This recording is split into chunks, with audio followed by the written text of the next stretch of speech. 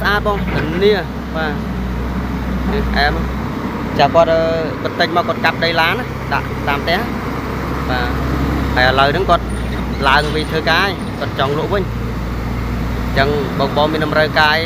អាចមកមើលបាន excavator នឹងអែមហ៎បងស្ដាប់តលេងលេងសិនបាទ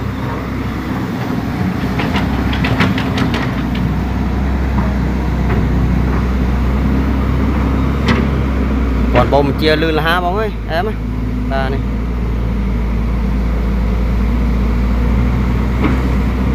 បាទស្អាតហ៎បងអើយបាទគ្រឿង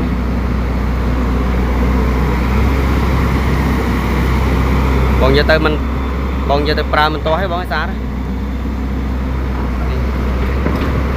គាត់បងបញ្ជានៅលឿននៅរហ័សបញ្ជាបានតន់ចិត្តបងបាទស្អាត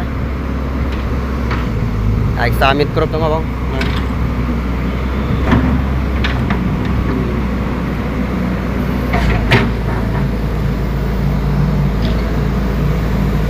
ជើងកម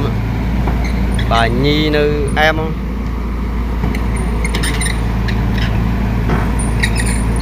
តែសម្រាប់ទីតាំងនៅខាងព្រៃវែងបងបាទអ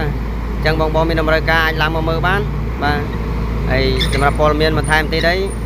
បងអាចតាក់ទងមកខាងបងបានបាទបងចាំប្រាប់ព័ត៌មានលម្អិតបន្ថែមទៀតណាបាទ